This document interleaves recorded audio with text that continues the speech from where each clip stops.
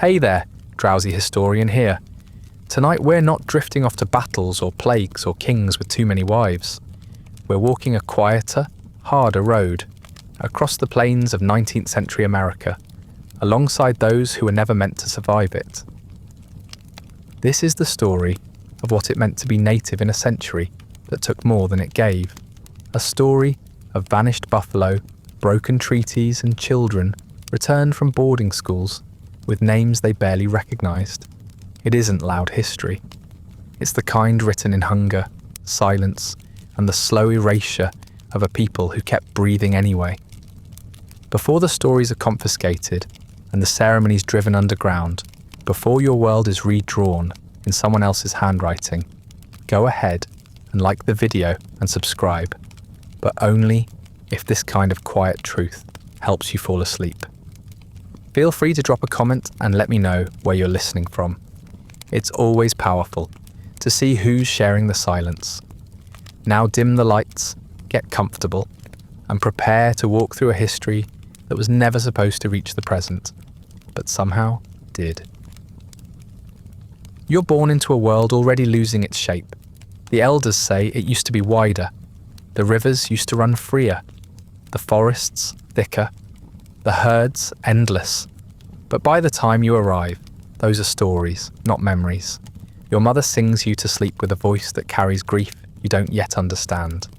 Wrapped in the language your government has quietly labelled a problem. You are loved deeply by people who already know. You will have less than they did, and they didn't have much left to begin with. Your village isn't where it used to be. It was moved, then moved again. The ground beneath your feet has stopped being home and started becoming temporary, a place borrowed until the next white surveyor decides to call it something else. Maybe it becomes farmland. Maybe it gets handed out like a gift to a stranger from Ohio who doesn't know a sweat lodge from a pigsty. Either way, you learn early that land isn't something you can count on, not even the land your ancestors are buried in. Sometimes your parents argue about what's coming next. They're not loud about it, just tired. Maybe it's the army this time, or some missionary, or a new Indian agent who promises things with a pen and takes them with a ledger. You're too young to know the details, but you understand enough to sense the danger in every knock at the door, every figure on horseback who doesn't speak your language. You notice how the adults fall silent when the flag appears on the horizon. The adults call them treaties. You hear that word a lot, but never in a happy sentence. It always comes with another one. Broken. The paper was signed, sometimes under threat, sometimes after a bottle of cheap whiskey, sometimes because it was that or get shot, but it doesn't matter. The ink dries, the promises fade, and the land disappears anyway. You don't understand how words on a paper can take a whole forest away, but they do, and they keep doing it. Your people try to adapt. They always have. They move, they bend, they make space where there isn't any. But adapting isn't the same as thriving, and you can feel that too. Your clothes are a mix of old and new, deerskin patched with feed sackcloth. Your food comes partly from memory, partly from government rations that taste like boredom. You're taught the old songs, but only in whispers now. You repeat them with your cousins, but not too loud. Not when someone might be listening. At night, the elders tell stories around the fire, but the fire is smaller than it used to be, and the stories have begun to sound like eulogies. They speak of long journeys and sacred lands, of rivers that healed and mountains that watched over them. You close your eyes and try to picture it all, but it feels like someone else's dream. You're growing up in the echo, not the chorus. There's beauty still, in the sky, in your grandmother's smile, in the way your uncle paints symbols on the inside of his coat. But it's a beauty under siege. When you're old enough to walk, you notice the roads, not the ones your people made. Those are quiet, subtle paths through brush and memory. No, these roads are wide, arrogant things that cut straight through the world, like they own it. The wagons on them don't stop for you. The men driving them don't look at you. The soldiers stationed near your village don't speak unless they're giving orders, and those orders never lead to anything good. You don't need to be taught that these men are dangerous. You feel it in your bones. You were born into a broken promise, one you didn't agree to and can't escape. You are not defeated, but you are surrounded. You learn to walk carefully, speak cautiously, and carry the weight of 1,000 decisions made without you. The world is changing fast and not for your sake. You're not a pioneer or a patriot or a character in a history book. You're a child with a shrinking map, watching the borders of your life close in before you've even learnt how to read. You don't remember a time when your family wasn't moving, not in the adventurous, trailblazing kind of way the history books will later romanticize, but in the tired, trudging kind of way that happens when your home stops being yours and starts being available. Available for farming, available for railroads, available for anyone who looks at a map made back east and decides that your homeland is just another blank square waiting for improvement. And so you move, not because you want to, but because staying means starving, fighting, or disappearing. You don't have a home anymore. You have stopping points, places where the grass hasn't been claimed yet, where the rivers still run clear, and where soldiers don't patrol, at least not this week. The adults talk about settlers with the same tone they use for floods or storms.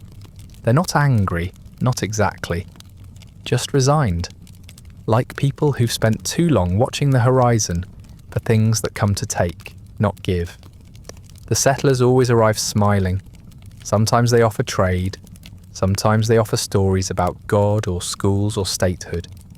But sooner or later, they offer nothing, just fences. You hear the word progress sometimes, especially when the missionaries come through. They mean trains and towns and newspapers in languages you don't speak. They mean sawmills and churches and names you're expected to answer to, even if they're not yours. You're told that progress is good, that it will lift your people up, as if your people were sleeping under a spell that only bricks and ploughs could break. But all you see is the world closing in. Trees fall, hills get flattened, paths disappear under iron rails, and none of it is for you. The buffalo start to vanish, and you don't need anyone to explain what that means. Your people have followed them for generations. Their movement was your calendar, your compass, your lifeline. But now, the herds are thinning. Sometimes you find entire carcasses left to rot, skinned for hides and abandoned by men who don't need the meat. Sometimes, you just don't find any at all. Your uncles hunt farther each month. They come back with less. One day, they come back empty-handed. They don't speak about it, but you see it in their eyes, the certainty that something sacred has been broken. With the buffalo go the old rhythms. Ceremonies feel thinner now, like they're missing pieces. Songs get shorter. Meals do too. People leave to find other bands or better land or something, anything, that might feel stable. But there is no stable. The borders keep shifting. What's safe one season is fenced off the next. You start to hear more stories about skirmishes, burned camps, and entire bands marched away under threat of rifles. Some come back, most don't. You ask once why the soldiers are always here, why they build forts and outposts and roads right through the middle of your trails. An elder tells you flatly, because they can. No mystery, no deeper meaning, just power exercised. That's how it works now. The soldiers bring wagons full of things your people never asked for. Flour, axes, blankets, paper, and then act like you owe them for it. If you say no, they take anyway. If you say yes, they take more. You learn that silence is safer than protest, and obedience is safer than pride. Sometimes the soldiers come not just with guns, but with surveyors. Men with clipboards and measuring ropes and maps rolled under their arms. They don't look at you. They don't ask questions. They just walk around your home like they already own it. You hear them use words like potential, unclaimed and underutilized. You want to shout, to explain what this place means to your people. But you've seen what happens to those who speak too loudly. So you stay quiet. You watch them draw lines that make no sense, slicing through rivers and hills as if geography were just a suggestion. You notice the missionaries more now. They always bring gifts, books, food, medicine, but they ask for things in return. Your attention, your language, your soul. They smile when they tell you that Jesus loves you, but they never ask what your own gods think. You're young, so you smile back. You sit through the sermons. You try to read the books, even though the letters all blur together.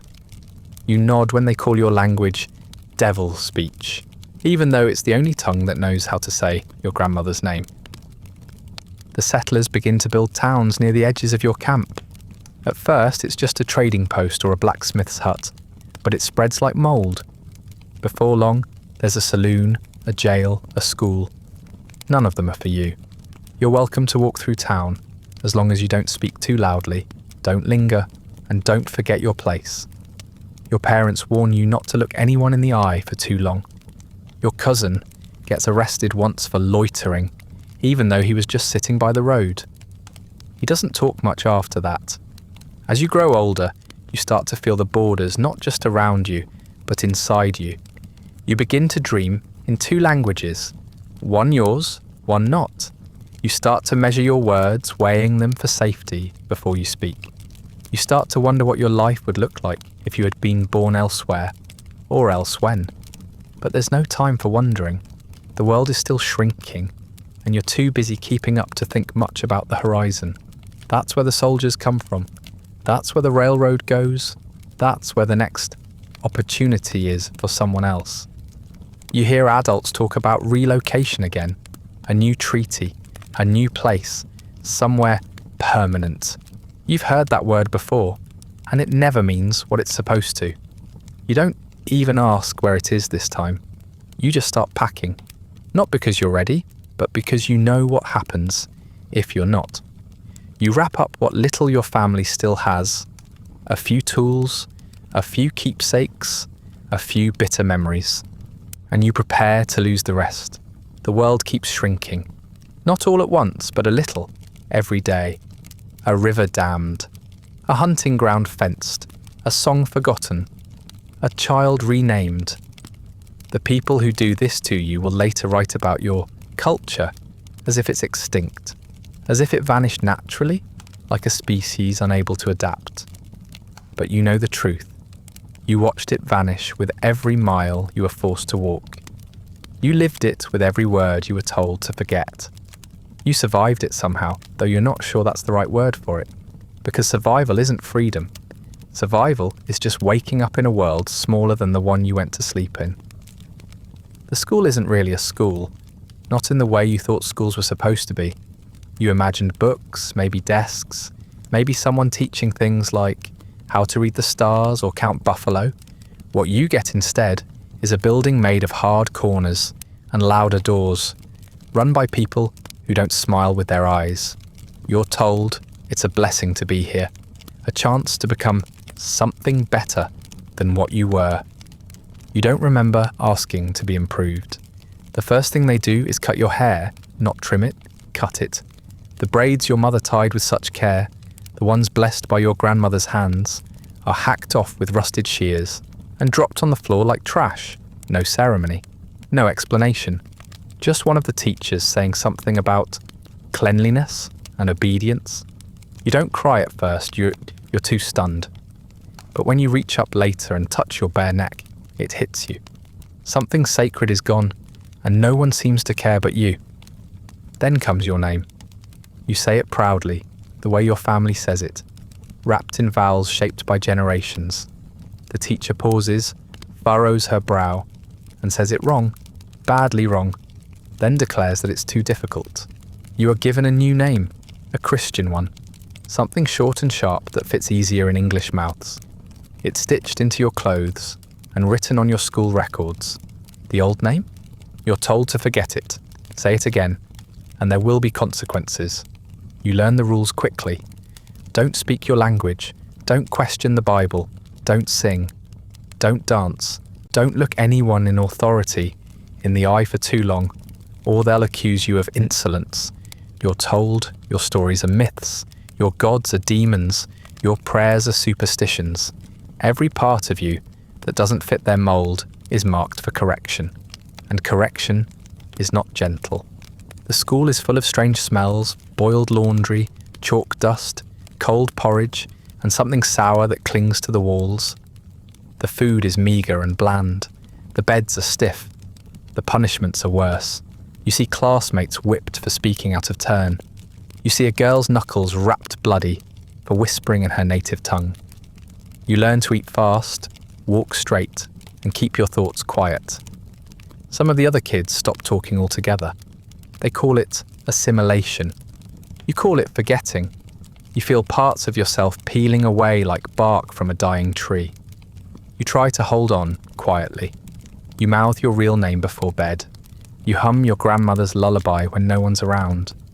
You trace patterns in the dust that once belonged to stories. But the school is relentless. Every day brings another demand to erase what little remains. You feel yourself folding in, becoming smaller to survive. You're taught to read, but only certain books. Mostly the Bible, sometimes a history text that tells you Columbus discovered a land where your people have lived forever. The map in the classroom doesn't show your tribe. It shows lines drawn by men who have never set foot on your sacred grounds.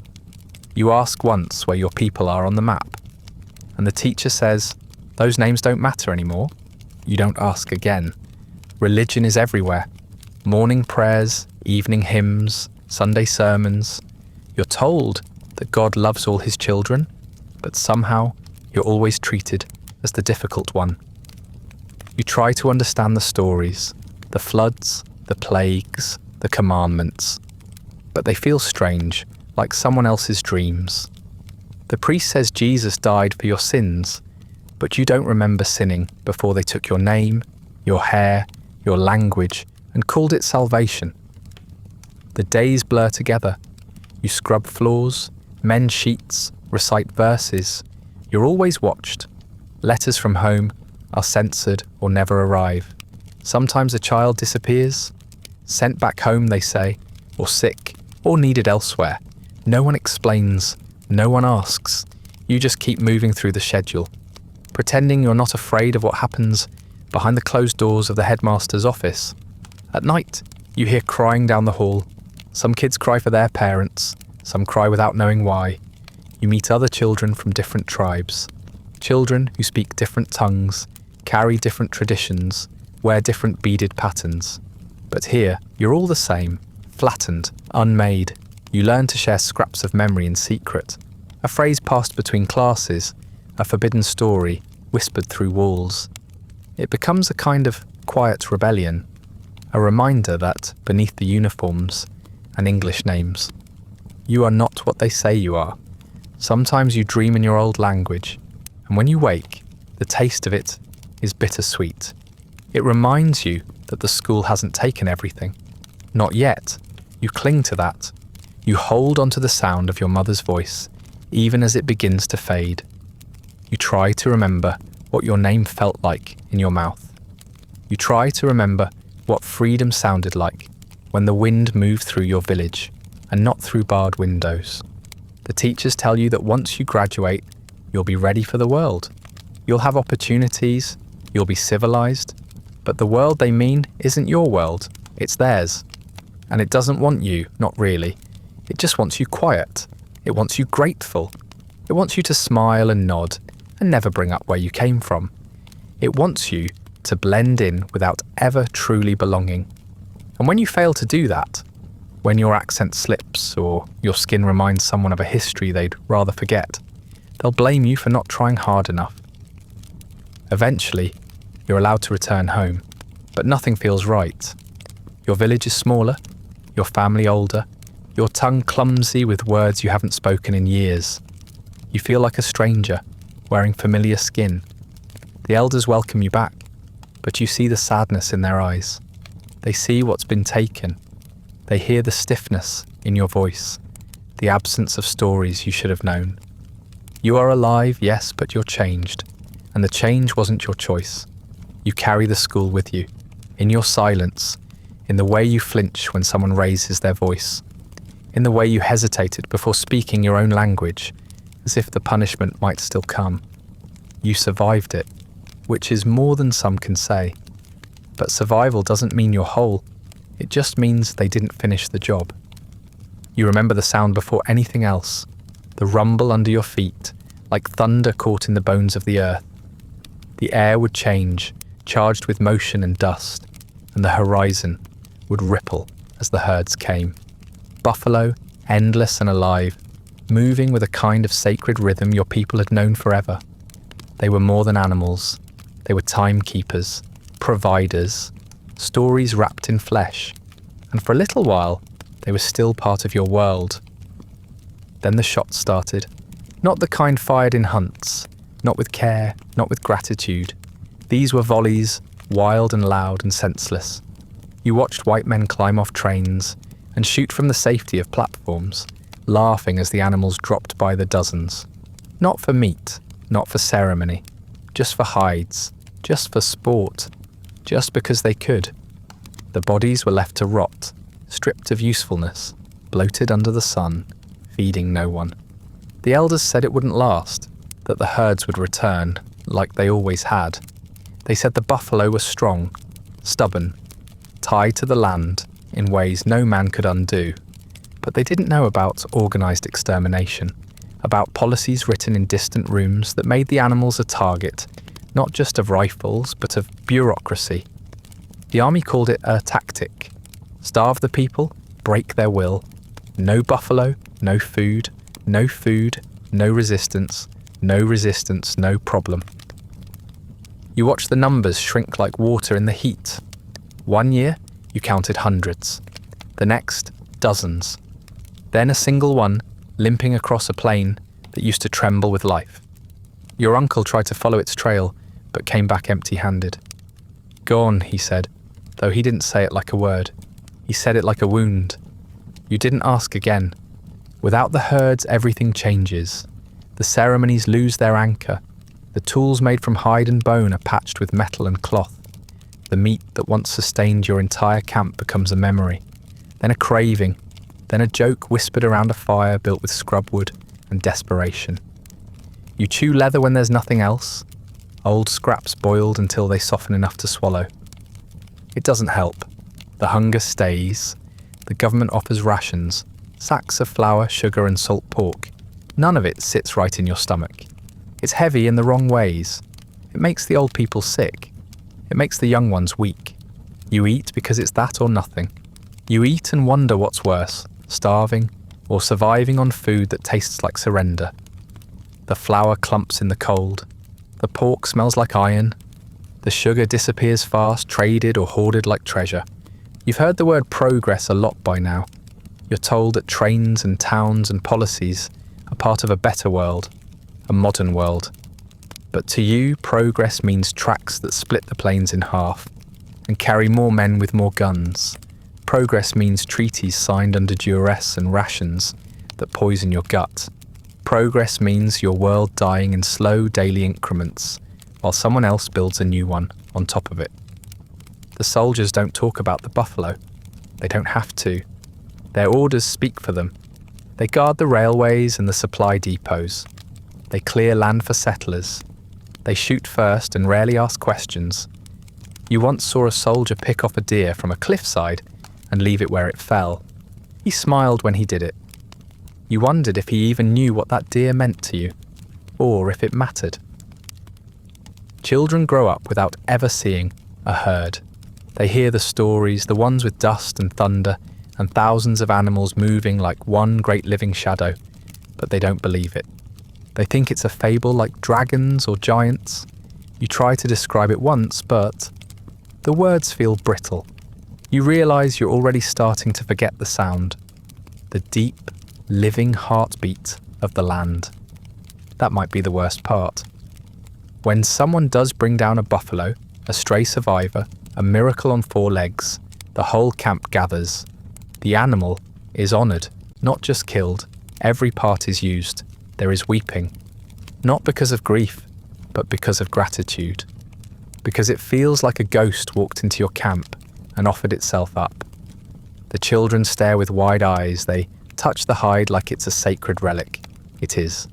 Some tribes are forced to become farmers.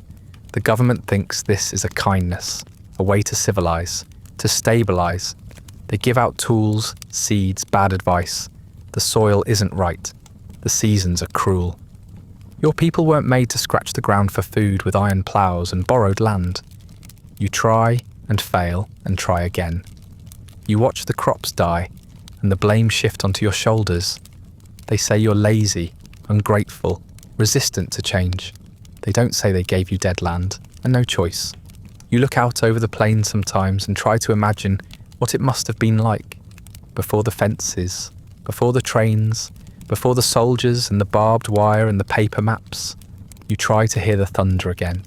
You close your eyes and listen to the wind, hoping it carries some echo of the herds your people once followed like a living compass. But there's only silence now, wide and hollow. The buffalo were more than food. They were your history, your economy, your heartbeat.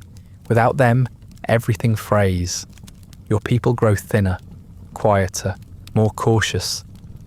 Some begin to forget the old ways, not because they want to, but because there's no space left to practice them.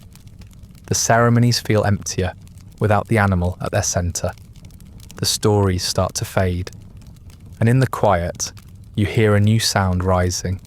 Not the thunder of hooves, but the ticking of someone else's clock, counting down the moments until everything you knew is gone. You are still here. Hungry, yes. Angry, always. But breathing.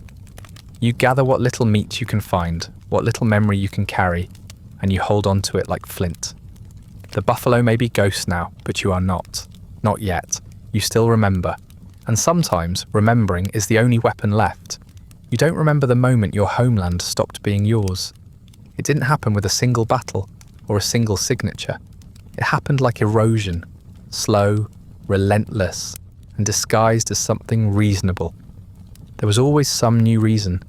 A discovery of gold, a new treaty, a railroad deal, a change in the political winds. One day, your village was part of a map. The next, it was in the way of progress.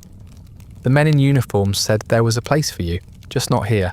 So you moved, not because you wanted to, not because you understood, but because the choice wasn't really a choice. Stay and risk bullets, or go and risk starvation. It's the kind of logic that sounds like generosity when printed in newspapers. Relocation, they call it. Resettlement. But you know what it is? Forced migration, dressed up in official language, an evacuation carried out at gunpoint. You pack what little you can carry, food, blankets, the stories your grandmother still remembers, and begin walking. The trail is longer than they said it would be. It always is. You pass other families, other tribes, all marching in the same direction. Some have wagons, most don't. The wheels break anyway. The roads are rough, barely more than carved out animal trails in places. Mud clings to your ankles like punishment. Dust chokes your throat. The weather doesn't care that you're suffering. It's either too hot or too cold, never kind. You learn to keep walking, even when your legs feel like splinters. Children fall first. They tire quickly. Some collapse in the dirt and simply don't get up. Mothers weep without sound. Fathers carry small bodies wrapped in blankets, and you try not to look. If you look, you might stop too. Elders don't fare much better. They try to keep up, but time has already taken from them what this journey demands. They lag behind, then vanish, buried beneath unmarked stones along a trail that was never meant to be holy, but it becomes a kind of graveyard anyway. There is no dignity in this journey. There is only distance and exhaustion. The soldiers assigned to your escort barely speak to you unless it's to bark an order. They eat better than you do. They ride while you walk. Some of them look bored, some look angry, none look sorry. At night, you're given limited rations, cold beans, maybe a crust of bread, and expected to sleep under the open sky, wrapped in the cold. You hear coughing around you, wet and deep. You hear prayers too, though they grow quieter each day. Eventually, you arrive, or what they call arriving, a scrap of land, unfamiliar and underwhelming. Permanent Indian territory, they announce, as if the word permanent hasn't already become a joke. The ground is hard and dry, the trees are wrong, the rivers don't flow the way you know them. Everything feels tilted, like you've stepped sideways into a world that looks almost like home, but smells like morning. You're handed tools, rusted, cracked, someone else's cast-offs, and told to build your new life. You try. You all do. You dig wells, plant corn, set up tents, then cabins. You hunt what little game there is. You try to find rhythm in a place that doesn't have your songs in its soil, but the ground doesn't listen. It's stubborn and stingy. The crops fail. The water tastes like metal. The winters are cruel. You grow thinner, quieter. Some leave, some vanish. The reservation isn't fenced, not at first, but you stay put anyway. Not because you believe in its safety, but because there's nowhere else to go. And then the fences come. Barbed wire, patrol routes, paperwork. Everything measured, everything counted. You have to ask permission to leave, even to visit a neighbouring village. The government says it's for your protection. But protection feels a lot like a cage when it comes with surveillance. You get used to being watched. Not like a person, but like a threat that hasn't earned the benefit of the doubt. They count your livestock, your tools, even your firewood. You're not trusted to manage your own survival. The reservation agents are mostly white men who think they know what's best for you. They hand out rations based on loyalty. They punish those who speak out. They write long reports full of phrases like compliance and assimilation. If you protest, they call you hostile. If you refuse to farm in straight rows, they say you're uncivilized. If you ask for medicine, they hand you a Bible. You learn that being invisible is safer than being noticed.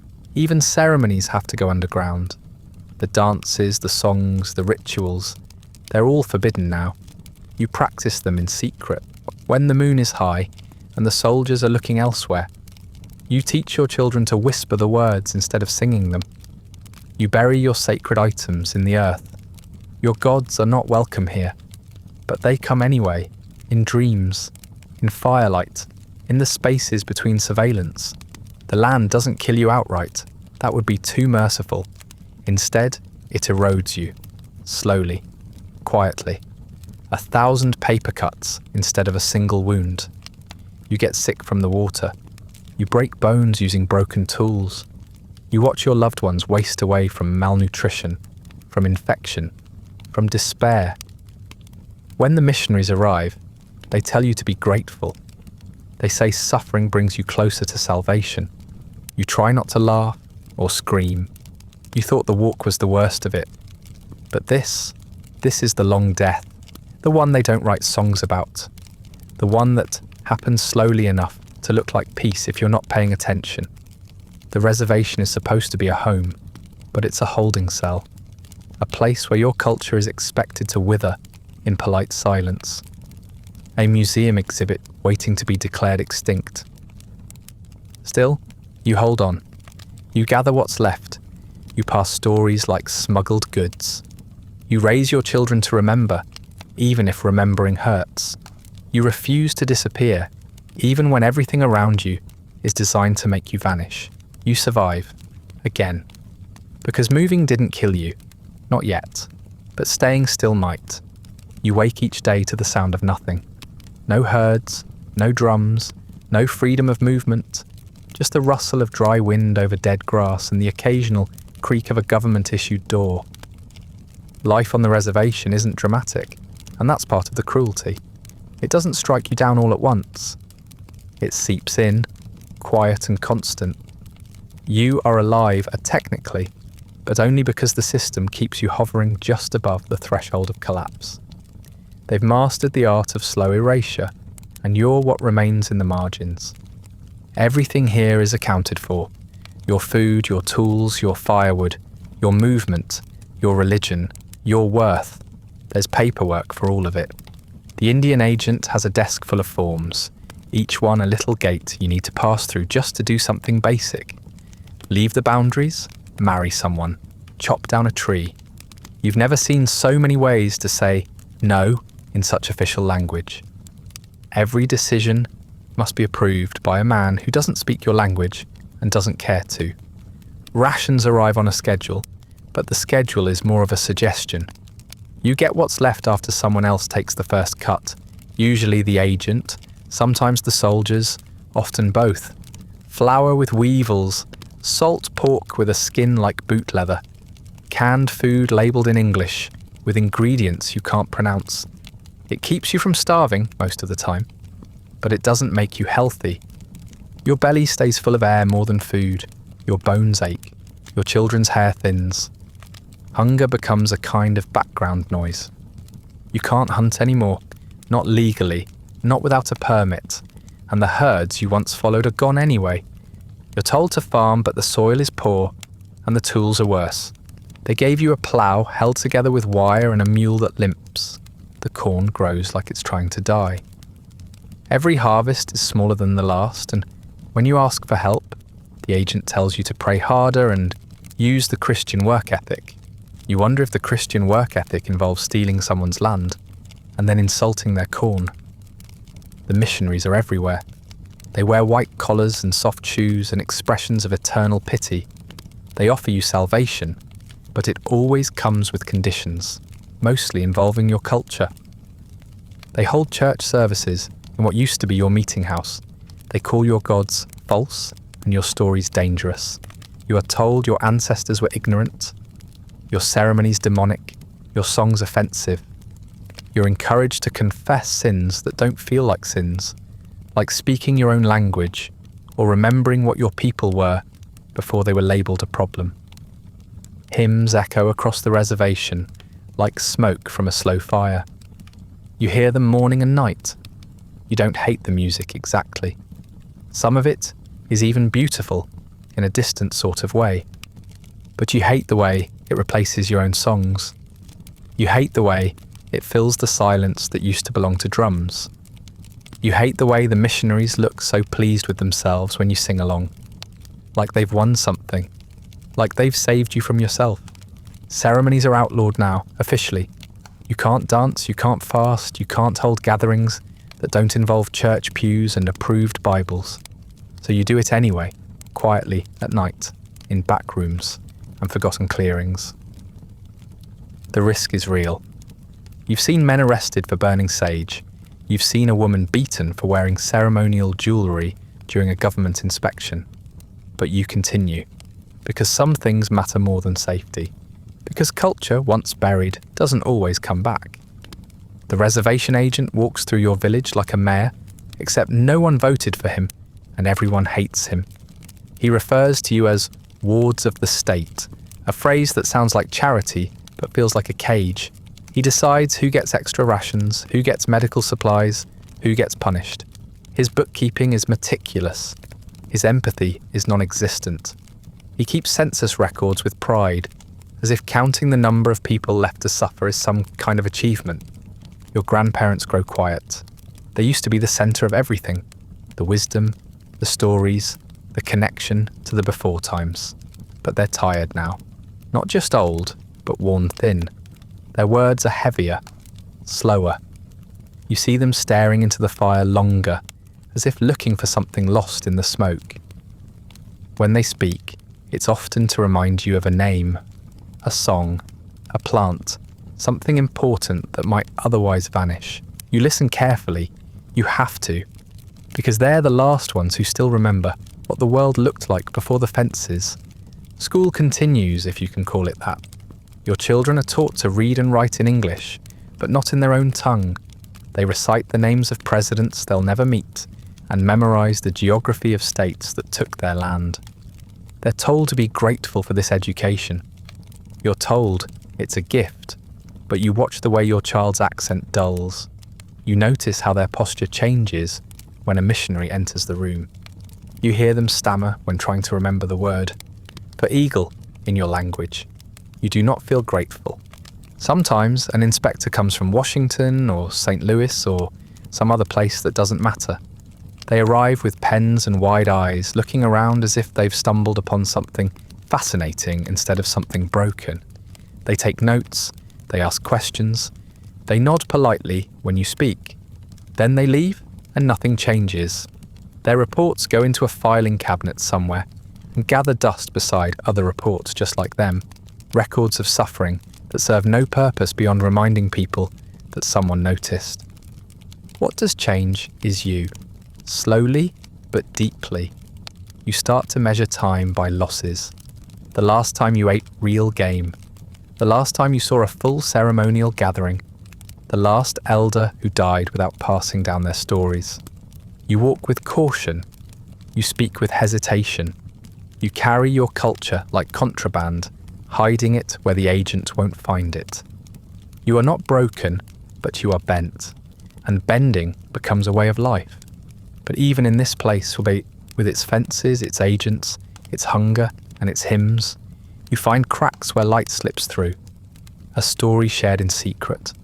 A child who still hums a forbidden melody. An elder who teaches a single word to a new tongue. These are not victories, not really, but they are something. And on the reservation, something is everything. It starts with another promise. Wrapped in good intentions, dressed in patriotic language, and delivered with just enough paperwork to make it feel official. This one comes with a name, the Dawes Act. You don't know who Dawes is.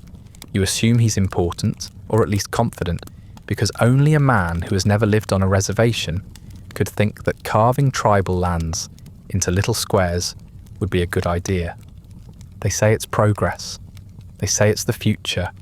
They say it's for your own good. The government decides to turn your land into property. That's the first insult. Land, to your people, has never been a thing you can own. It's not something you fence or measure or list in a ledger. It's alive, it's shared, it's sacred. But the men behind desks in Washington disagree. They take maps and rulers and start slicing up your homeland like a pie at a party you weren't invited to.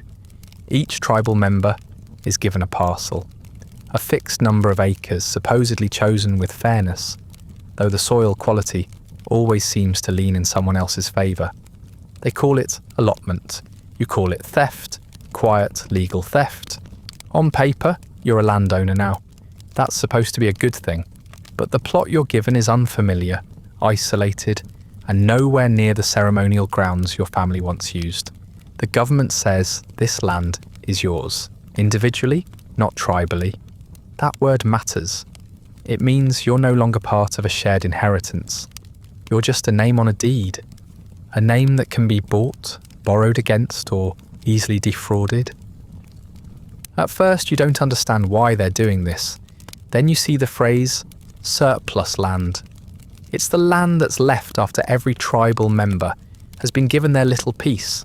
All the hills, rivers, hunting trails, and forests that didn't make it into someone's individual allotment. That land? It's now available for sale to railroads, to speculators, to settlers with wagons full of furniture and entitlement. The land that was once yours collectively is now theirs legally. You blink, and half your reservation is gone. They tell you it's about assimilation, teaching you to live like a white man. But what it really teaches you is how quickly generosity turns into exploitation. You're expected to farm your new land, but no one tells you how to handle taxes, or titles, or the mortgage scams waiting just around the corner. Suddenly, men with briefcases show up, offering loans you don't need, terms you don't understand, and contracts written in legal riddles. Miss a payment, and your land is gone. Sell it to feed your family for one winter, and it's gone for good. The agent encourages you to sell. It's just a little piece, he says. You still have the rest. But so does everyone else. Piece by piece, your community fractures. Some people lose their land to debt. Others are manipulated or coerced.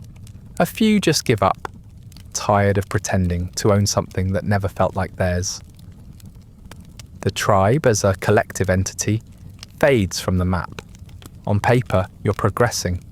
In reality, you're disappearing. You try to resist. Some tribal councils push back. Some elders warn the young not to sign anything without understanding it. Some people simply refuse to move onto their allotments, hoping to hold on to something larger than a numbered tract. But the system doesn't care about resistance. It has already moved on. New settlers build fences on your hunting trails. The railroad cuts through what used to be your gathering ground. A church is built on top of an old burial site. You complain, and the agent smiles like he's done you a favour. The new neighbours don't see you, or if they do, they see inconvenience. You're in the way of a better future, one they've been promised in glossy pamphlets and speeches about manifest destiny. They don't know what you lost and they don't ask. They post signs warning you to stay off their land. They file complaints if you fish in a stream your people have used for centuries. They treat you like a guest overstaying your welcome, on the land that used to be your birthright. And through all of it, the paperwork keeps growing. The allotment process produces a flood of maps, deeds, contracts, surveys, and records. A whole bureaucracy blooms around your dispossession, thriving like weeds on a battlefield. Every acre lost is catalogued with precision. Every transfer of land is notarized. Your grief is buried under signatures and seals. If pain could be measured in ink, the Dawes Act would be an ocean. 90 million acres. That's how much land native people lost under allotment. Not to war, not to fire, not even to disease, but to pens, to phrases like, for your benefit, and to promote civilization. You don't remember losing it all at once. No one does. It happened slowly, transaction by transaction, like erosion in a canyon, invisible until it's too deep to climb out of. What stings most is that you're told you should be grateful. You're a landowner now. You have a title. You've been given the tools to succeed, they say. But those tools came without instructions, and the price of the gift was everything you actually valued. You don't want to be a landowner. You want to be part of a people, a place, a culture that hasn't been carved into rectangles and sold off at auction. But that option isn't on the table. The reservation, once a bitter compromise, is now a ghost of itself. The community that once moved as one, that shared food, labour, grief, celebration, is scattered. You live on your plot. Your cousin lives on his. Your grandmother, who used to live at the centre of everything, now lives alone at the edge of someone else's pasture. You wave across fences. You meet less often. You speak less of the old ways, not because you've forgotten, but because there's no shared space left to practice them. So you adapt again. You gather what you can. You build fences when you have to. You teach your children that this piece of land is still sacred, even if it came wrapped in betrayal. You remind them where the streams once flowed and which stones used to mark the edge of ceremonies. You tell them about a time before allotment, before paperwork, before theft disguised as generosity. Because if you don't, no one else will. You grew up on stories of resistance, not just the kind told around fires, but the ones whispered with tension, still clinging to the words. Stories of warriors who once rode out under moonlight, who painted their faces and fought for something bigger than themselves.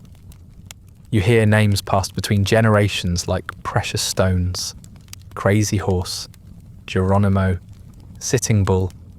They sound like thunder trapped in human form. You cling to them, imagining what it would be like to stand tall against a storm, to fight, to win, to matter. But when your time comes, it's already too late. The guns are different now, louder, faster, endless. The cavalry rides with Gatling guns and supply trains. The forts have grown into towns.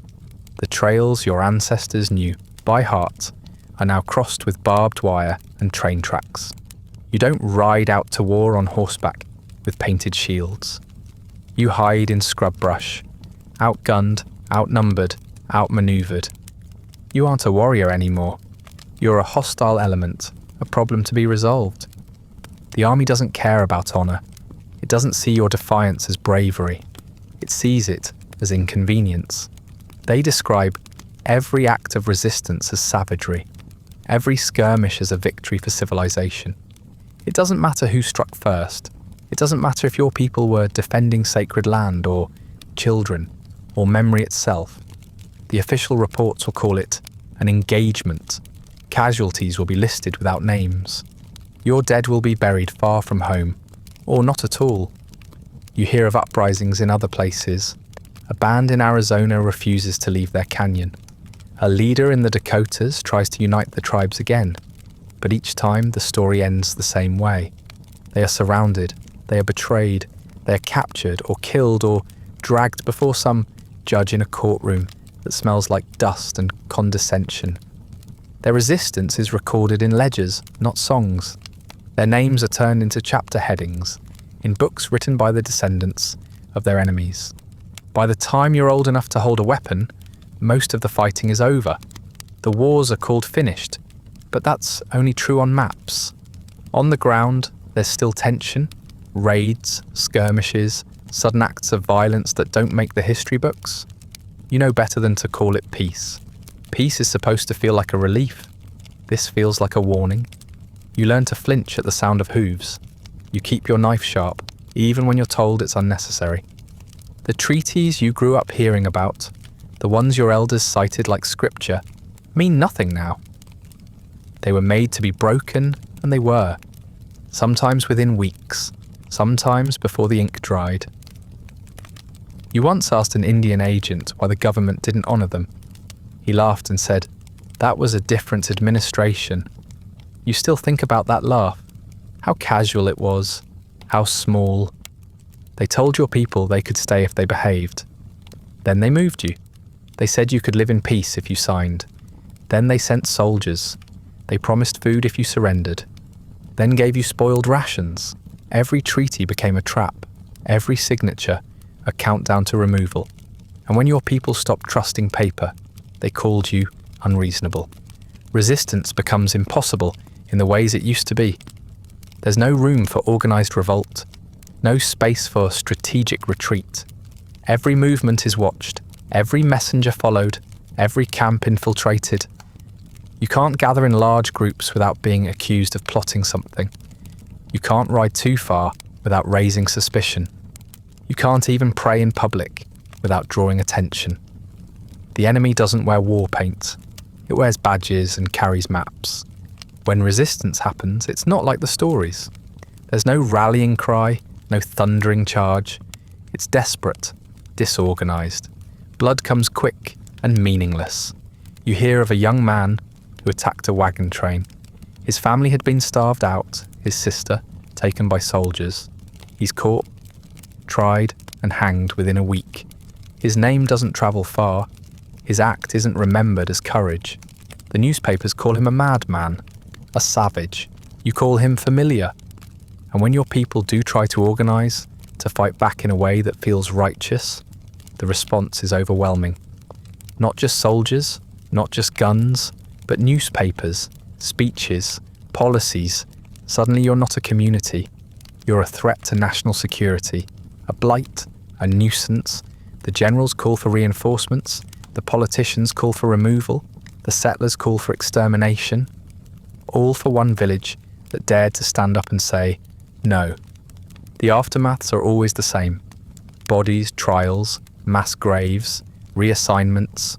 Whole bands disappear. Some are marched off to distant territories. Some are split up and sent to boarding schools. Some are never heard from again. And the ones who remain are left to sweep the ashes and pretend like something wasn't just extinguished in front of them. The government calls it pacification. You call it what it is. Annihilation, dressed in red tape. There are memorials eventually, plaques nailed into rocks by well-meaning historians, a battlefield preserved as a park, maybe even a reenactment with actors in buckskins pretending they understand the grief they're pantomiming. But there are no markers for the sorrow your people carry, no monuments to the silence that followed, no lines carved into granite that say, here is where the future was stolen. You think of the warriors you heard about as a child, the ones who rode free, who shouted into the wind, who fought for their people, even when defeat was certain. You wonder what they would think of you, quiet, landless, boxed in by laws and curfews. You wonder if they would see you as a survivor or a shadow. You wonder if survival is enough when there's so little left to live for. But you don't forget. That's the one act of defiance you still control. You remember the names they tried to erase, the battles they tried to downplay, the villages that once stood tall and proud before they were turned into footnotes. You tell your children not just the stories, but the truths beneath them, that resistance isn't always war paint and rifles. Sometimes it's breath. Sometimes it's memory. Sometimes it's simply continuing to exist in a world that tried so hard to erase you. They call it peace, you call it silence, but beneath that silence, something still burns. It begins as a whisper, not in the ears of the soldiers or the settlers, but in the hearts of your people. A vision spreads, passed from camp to camp like a sacred ember, a dream of return, of healing, of undoing the wounds that were never meant to heal. It's not about war, it's not about bloodshed, it's about hope. The buffalo will return, the earth will shake off the fences, the ancestors will rise, the white world will fall away like snow in spring. All you have to do is dance. The ghost dance is unlike anything you've known. It's not a rebellion, but it feels like one. It's a circle of feet and song and belief, a spinning prayer repeated with aching legs and desperate lungs. You don't wear feathers or carry weapons. You wear shirts blessed by prophets, believed to be strong enough to stop bullets. You fast, you chant, you cry, you dance until your muscles tremble and your vision blurs. But you don't stop, because stopping means accepting the world as it is, and that's more unbearable than the pain in your knees. You aren't alone. The dance spreads across nations. Tribes separated by language, history, and geography find themselves drawn to the same fire. In every corner of the shrinking map, your people are dancing. Lakota, Cheyenne, Arapaho, Paiute. The dream passes between them like a long-forgotten song. You don't know how it started, not exactly. There was a man named Wovoka, a prophet from the West, who had a vision. During an eclipse, he said the earth would renew itself if you just danced hard enough, long enough, with faith. And so you do. But the soldiers don't see faith, they see uprising. The settlers don't hear prayer, they hear war drums. The same dance that brings your people hope brings terror to those who hold the power. They say it's a cult, they say it's a threat, they say it's the first sign of rebellion. No one asks what the songs mean. No one listens to the words. They just see brown bodies moving in rhythm and assume the rifle should come next. You keep dancing, even as scouts report increased army presence, even as the Indian agent grows nervous and starts writing letters filled with words like insurgency and containment, even as newspapers in faraway cities start printing panic, even as the government declares the movement illegal. You dance because it's the only thing you have left. It's not just religion, it's reclamation. It's the only way left to speak to your ancestors, to call them back into the circle. If they come, maybe the buffalo will too. Maybe the rivers will flow clean again. Maybe the land will remember you. But then comes Wounded Knee. You don't see it happen, not firsthand. But the story reaches you faster than any bullet ever could. A group of Lakota, led by Bigfoot, tried to reach safety. They were intercepted by the 7th Cavalry. The soldiers claimed they wanted peace. They asked for weapons.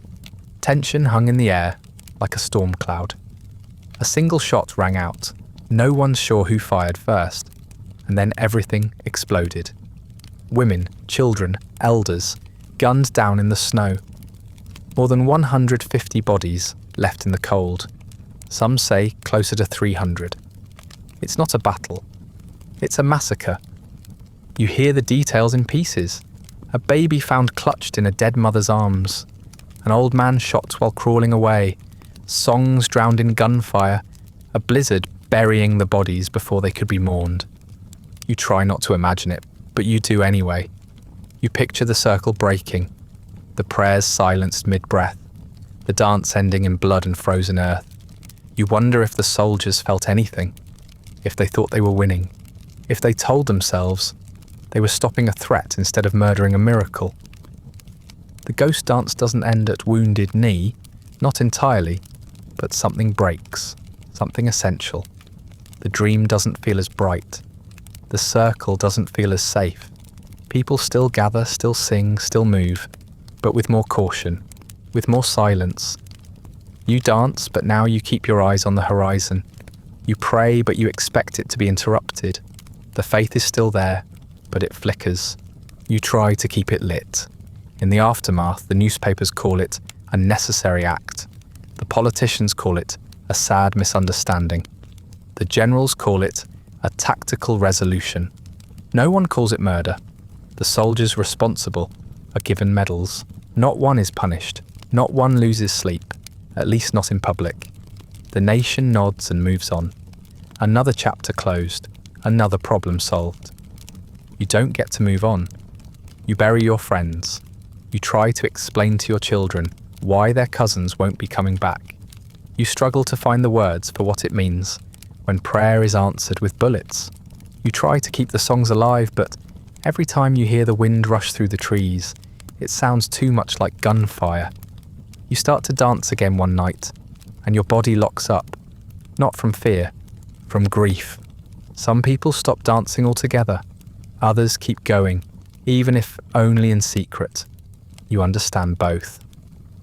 The ghost dance was never just about belief. It was about resistance, a quiet, spiritual rebellion in a world that outlawed every other kind. And for a moment, it made you feel whole, like maybe everything wasn't lost, like maybe you could call something back from the edge. That feeling doesn't die easily. Wounded Knee becomes a scar across the soul of your people, not just because of what happened there, but because of what it represented, the end of a certain kind of hope. A final warning that even your prayers are considered weapons, that even your peace is seen as provocation, that in the eyes of the state you're always dangerous, even when your hands are empty and your eyes are closed. But you keep the memory, you hold it close, you pass it down, you say the names, you honour the dead, you teach your children the songs, even if only in whispers. You tell them why you danced, why you bled, why you never stopped, even when it cost everything. Because the ghost dance wasn't a failure, it was a flame, and even if it burned low after Wounded Knee, it never went out. You are still here, and that too is a kind of prayer. The first time you see your culture in a museum, it doesn't feel like recognition. It feels like theft.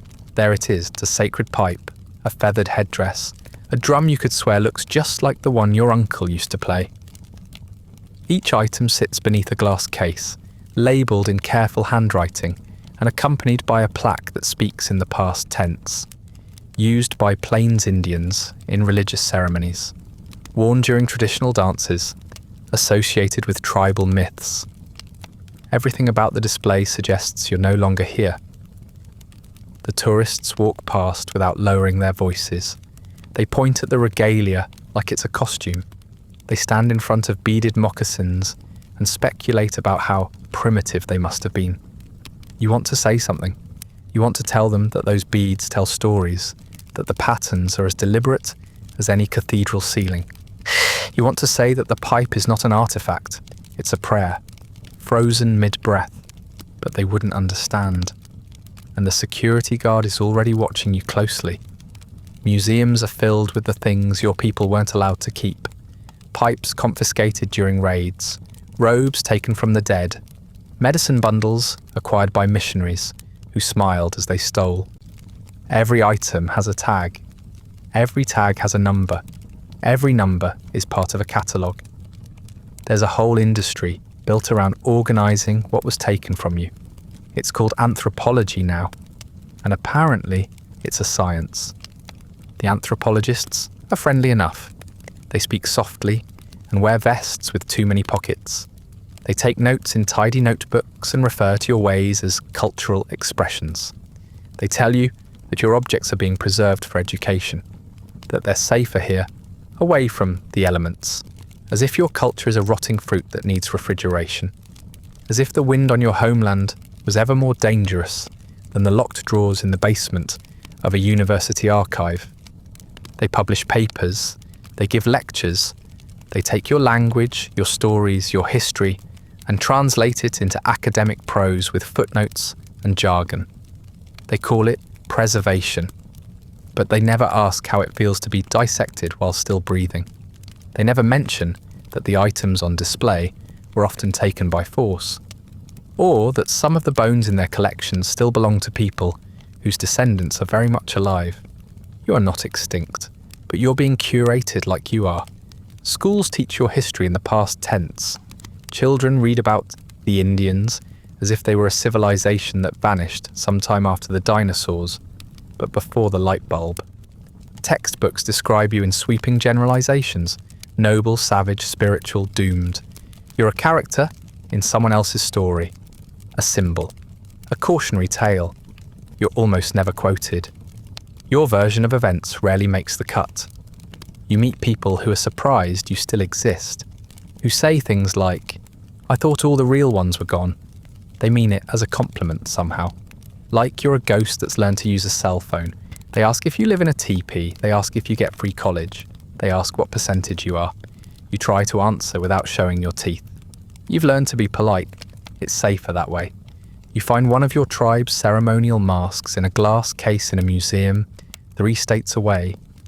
The curator explains that it was donated by a private collector. No one explains how the collector got it. No one asks if the mask wants to come home. You submit a request for repatriation. It takes years. Committees must be formed. Reports must be written.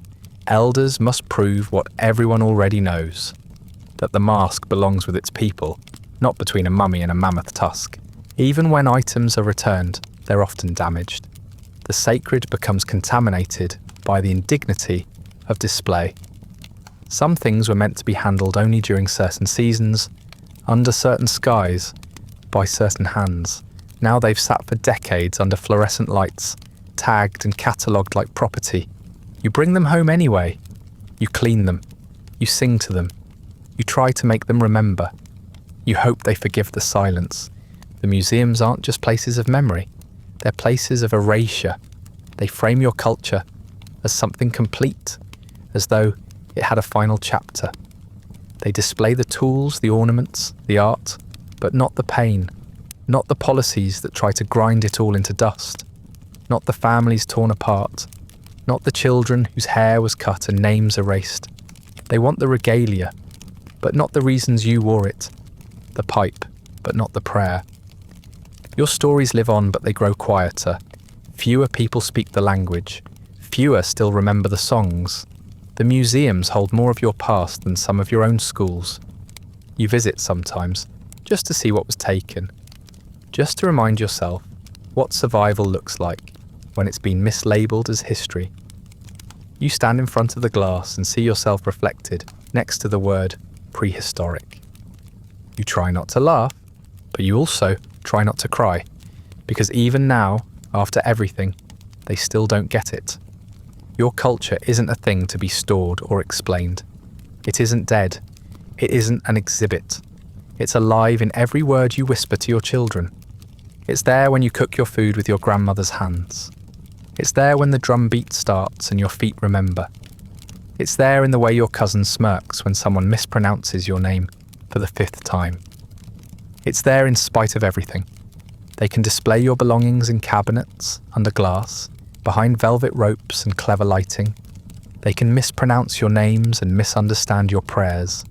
They can write your history in the past tense. But you're still here, breathing, teaching, remembering. And every time someone calls you a relic, they just remind you of how much they still don't know. You are not part of the past. You are its continuation. You were never supposed to make it this far. That much is clear when you look back at the policies, the raids, the boarding schools, The broken treaties, the rations, the fenced-in land. Every step in the so-called civilizing process came with an unspoken clause. Your erasure was the goal. Survival wasn't in the design. Your continued existence is not a result of policy, it's in spite of it. You weren't meant to be here, and yet somehow you are. But survival comes at a cost. You speak your language in whispers, behind closed doors, when no one with a clipboard or a clerical collar is listening. It's not that you're afraid anymore, at least not in the same way. It's that fear has been baked into habit. Years of punishment for every syllable outside the Queen's English taught you to be cautious. So you speak your real words softly, like a secret being passed down from one heartbeat to another. Some days it feels like all you have left is memory, and even that is wearing thin. Your children have names the missionaries can't pronounce. That's not an accident. It's not defiance exactly. It's preservation. Their names carry pieces of a world that wasn't supposed to survive the railroad or the reservation or the boarding school curriculum. You say those names proudly, even when school teachers butcher them and government clerks shorten them to something easier, because the easy version isn't the true one. And truth is something you've had to fight to hold on to. The census counts you, neatly, efficiently. You're a number now, filed alongside agricultural statistics and tax records. The government knows how many of you there are, where you live, what language you most commonly speak at home. But they don't see you. Not really. They see a checkbox. They see data. They don't see your grandfather's stories. They don't see the way your aunt still weaves baskets with a pattern that maps a river she hasn't seen in 20 years. They don't see how your community gathers at the start of each season, just like it always did, only now with permits. Sometimes you're invited to perform. Not leave, but culturally. At schools, at festivals, at museums that finally realised living native people might draw a crowd. You're asked to dress up, to dance, to sing, to smile, but only in the right ways, only in ways that make people feel comfortable. You're expected to be authentic but not angry, grateful but not political. You're expected to carry the weight of representation without ever complaining about how heavy it is. They call you a relic sometimes. Not out loud maybe, but it's in the way they frame you, as something surviving from a past era, as someone stuck in amber, as if your presence today is a kind of fluke, a holdover from a world long gone. But relics don't bleed, they don't ache, they don't worry about whether their children will forget their songs. You do, every day. You try to teach what you can. You gather the youth and show them how to carve, how to cook, how to find the medicine plants that grow stubbornly at the edge of the highway. You teach them the words the government tried to scrub away. You remind them where they come from, even if the land looks different now, scarred and paved over. You tell them the stories, even if some of the meanings have started to fray around the edges.